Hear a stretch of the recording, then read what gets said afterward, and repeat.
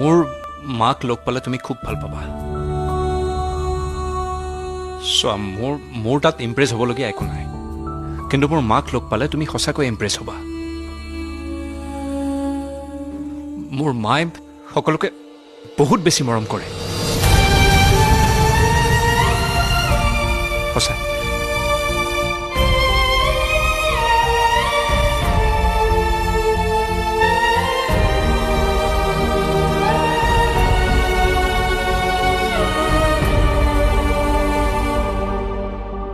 মা ইমান মৰম কৰেনে